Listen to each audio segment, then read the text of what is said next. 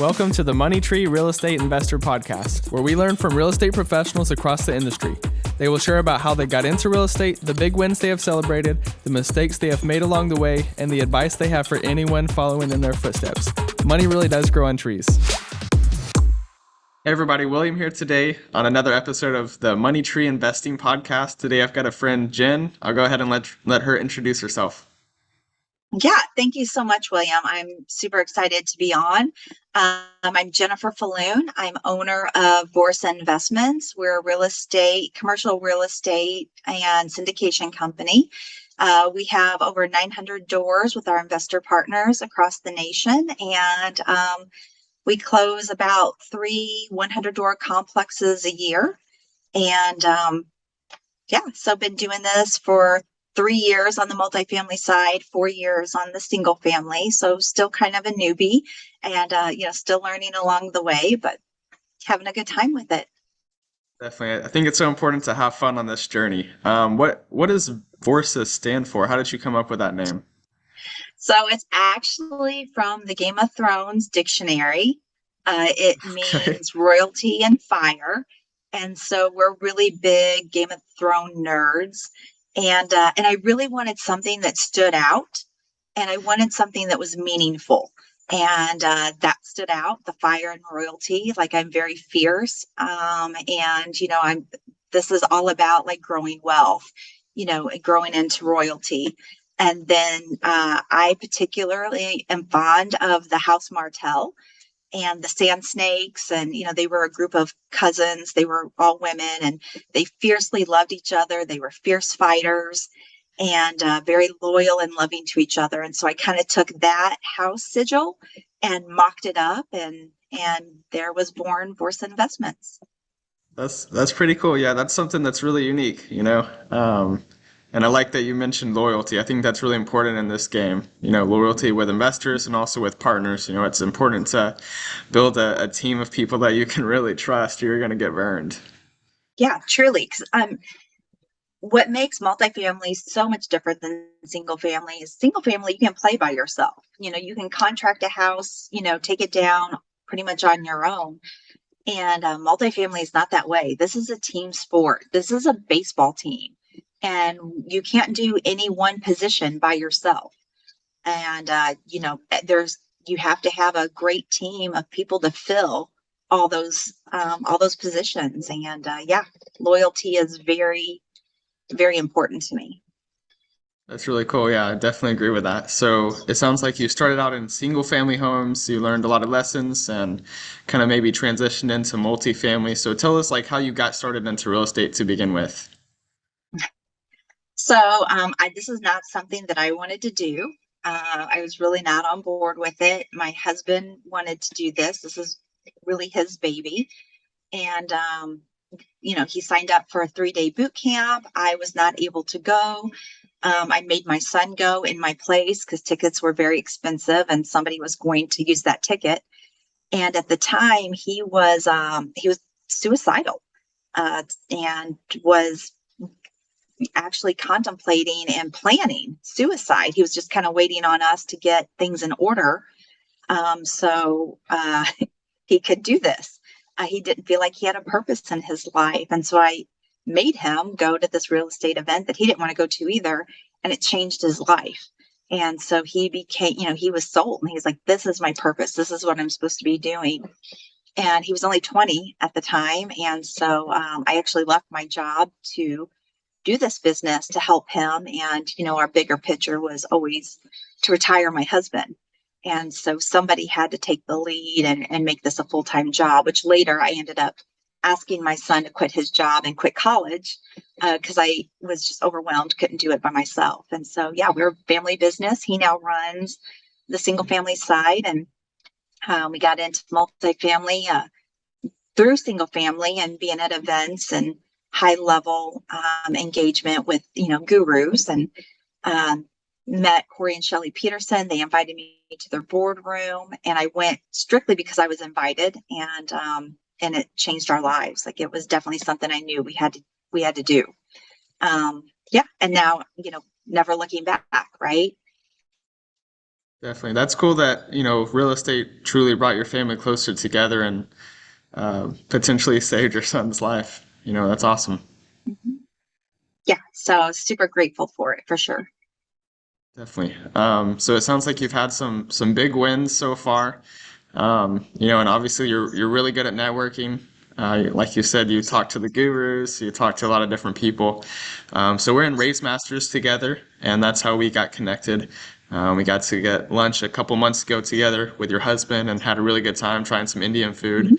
Mhm. So if I understand correctly, you got a pretty big award recently. Tell us a little bit more about that. I did. I wish I had it. It's in the other room, where everybody that walks through my house can see it. But yeah, very pretty. It's the $5 million RaiseMaster Award. So I've raised over $5 million in my funnel.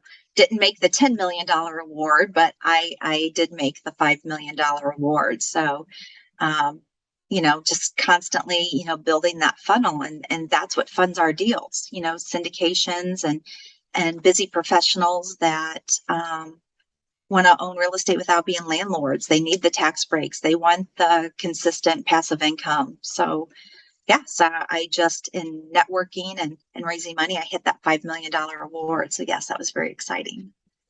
That is super cool.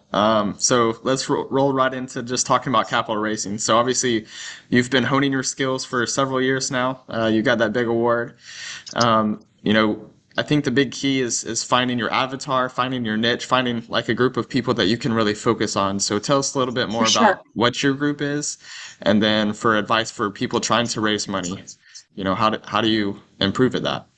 Yeah, no, for sure. So, I mean, like most real estate people, we were raising money in RIAs and other real estate events. And it occurred to me that I'm begging for money from people who are begging for money. Like we're all, and I knew that I had to change. I said, this is not my crowd. I'm not getting anywhere spending money and time hanging out with these people. Not that they're not great people, not that I didn't have a great time. They are not serving my bigger purpose. And so by chance, I had a friend that was working at the marketing department of an exotic car club. And they were having an event. She said, you really need to sponsor this event. There's a lot of money here. You get a booth, you get like some speak time. And so I said, I'll try it. And it was amazing because we started buying stuff that was like car related, right? Like we had keychains that were like the bottle top openers and some koozies and flashlights, keychain flashlights. Well, NAS, the energy drink, was also sponsoring, and they allowed us to put our koozies on all their energy drinks. And so we were very noticed, and it really just opened my eyes to this is my avatar, right? These were really fun people with really dumb money. And they had money to spend. And so I honed in and made that my avatar. And I had a great time. I love sponsoring these events. I love being around the people. Um, there's a nonprofit that some of our car clubs that we've been involved in called Dream Rides, where it's kind of like a Make-A-Wish Foundation, but for sports cars. But they also have like a 48-hour turnaround time. So, if a child is sick and they're like, I want to ride in the car, within 48 hours, they're making that happen. And so that was really dear to my heart. And so it opened my eyes and I'm like, what else do I love to do? What else do I want to participate in that I can make those my people and bring them in to my syndications? And so, I've always been a servant. I've always been a helper.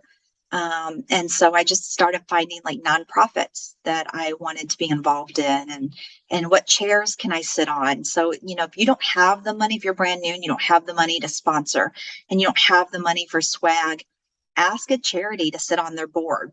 It's completely free. You now have authority. You have like keys to all the gatekeepers. They have your attention. They're super grateful they are there. And yeah, it's one of the fastest free ways to, get around money. Passive investors in real estate are able to receive a check every month. Some people call that mailbox money. We say money really does grow on trees. Visit the website at biggerpictureholdings.com, where we have a ton of free resources to help you learn more about planting your very own money tree. So you talked a little bit about capital raising, talked about your avatar and how to figure out, what you're passionate about and who you can kind of niche into. So what are some of the markets that you're invested in, and any other investments besides real estate that you have? So we're a lot in the Southeast, Texas, Louisiana, really looking into Florida and the Midwest. So I love the Midwest and the Southeast. So that's pretty much where we focus on. And as far as other investments, so I believe in diversification, but I also believe in smart diversification. So we do apartments. We are buying a 29 house portfolio in Florida. We have a little bit in crypto because we kind of got talked into it. But again, that's a roller coaster investment, and we want solid, smooth, consistent investments. So we're looking into getting into storage units, RV parks, mobile home parks, and that's my kind of diversification, right? So it's all real estate, but you're just in different levels of it rather than losing money in a stock market, losing money in crypto, doing, crazy, and I would at some point like to invest in startup businesses. But again, that's risky, and I want my investments to be as safe as possible. And real estate is definitely, of all the avenues, the safest vehicle that you could be in.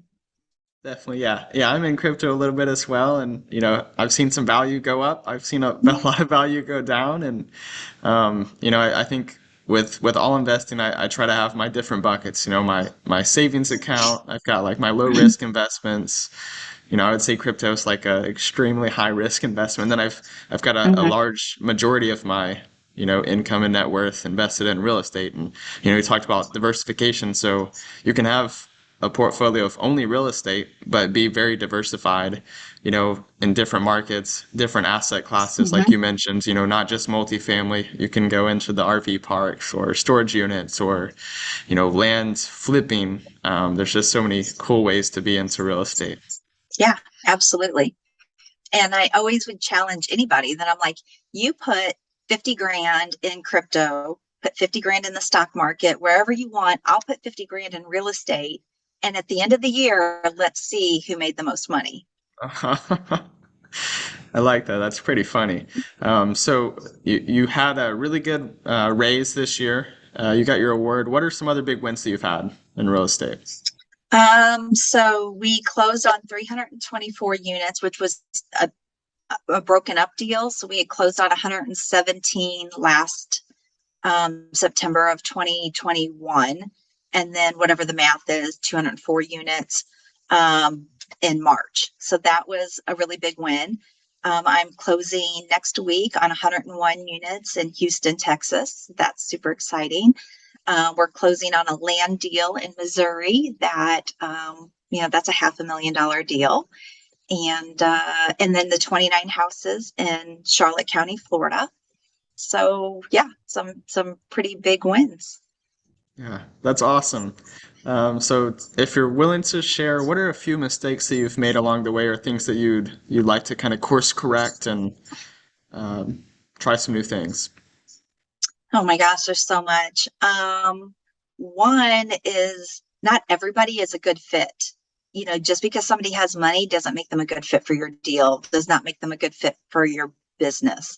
Sometimes, especially in the beginning, and especially your very first raise, you get desperate, right? And you're excited. I don't even know if desperate's the right word, but you're so excited and you just want to raise all this money from anybody that you can. And it turns out some of those people you don't want to raise money for. If they had $10 million, you wouldn't want them in your deal because they're just not good people, or they're, they don't understand, and they're taking up, valuable time and resources asking questions that in the grand scheme of things don't matter, right? Or maybe it's a personality conflict. Maybe it's an integrity conflict. So that's definitely a lesson we learned. I also learned that I'm the boss of my complexes and I get a say. And I think that I'm in a very male dominated industry.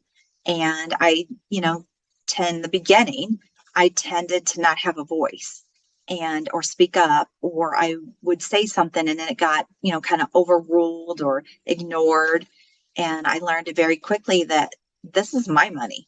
This is my people that have money in these deals. This is my name. This is my logo. And in many cases, it's legit my deal that I sourced my partners from. And so I have a say. So if you tend to be an introvert, which I'm not an introvert, but for those that are introverted and maybe a little quieter, a little afraid to speak up or just not confident enough to speak up, you better get some confidence real quick and you better speak up because that's your deal. And, that's your money on the line. And every penny of my investors' money, I treat that as my own. And I'm fiercely protective of it. And I don't know, just, being very careful who you surround yourself with. Again, not everybody holds the same values as you. Not everybody has the same integrity as you. Nobody has the same honesty as you. And so it's incredibly important to make sure before you, jump in a, multi-million-dollar deal that you are well aware of who you're working with and who's supposed to have your back and who's supposed to be on your side.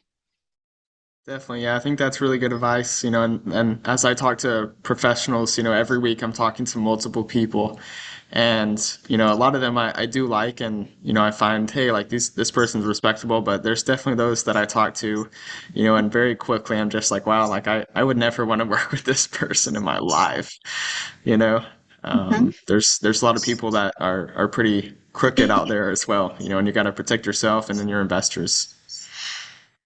Yeah, which, if this is what you're really going to do, this is really what you want to do. This is why being in a high class mastermind really behooves you, because you're going to pay in experience or you're going to pay, in education. And this is something that I would adamantly say, do not skimp on a good mastermind. They are going to cost. But like I said, I would rather pay that in education and being surrounded by very high level, well vetted individuals than lose my investor money. So I would highly recommend high level masterminds. Definitely, yes, ma'am. So you've given a lot of value. You've offered a lot of good advice. Is there any closing advice that you'd like to share today before we finish up? Yeah, that was a lot of good advice for sure. No, find your avatar. Find out who you are and what you like to do. Who do you want to surround yourself with? That's where you go to raise your money, right? Because that's when you're most authentic and you're most yourself. Be careful of middle class mindset. There are things that we think because we've been raised, most of us have been raised in a middle class home and we don't know to think any better.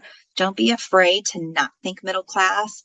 Think like a millionaire thinks, and be getting your advice from millionaires. Please do not be taking financial advice from, middle class people. If you want financial advice, you go find yourself a millionaire and get your advice from him or them. Definitely. Definitely, yeah. I think with whatever you're doing, whether it's business, finances, relationships, like, I don't want to go get dating advice from somebody that's single. Like, go find the experts in real estate, go find the experts in finances and talk to them, pick their brain, get their advice. Yeah, absolutely. Yeah. Don't be asking your aunt who, has been a secretary, at the school, for 100 years, and ask her about buying apartments. Like, she's not going to know. And she's going to probably tell you no, how scary it is. And, and because they don't know. So don't take your advice from those people. Definitely. Yes, ma'am. Well, thank you so much, Jen, for being on today. We'll see you soon. Yeah. Awesome. Thank you for having me. Yeah, we'll have to do some Indian next time I'm in town. Definitely. Like and subscribe below. A new episode will air every Tuesday at 7 a.m. Are you looking for more content? Visit our website, biggerpictureholdings.com. And remember, money really does grow on trees.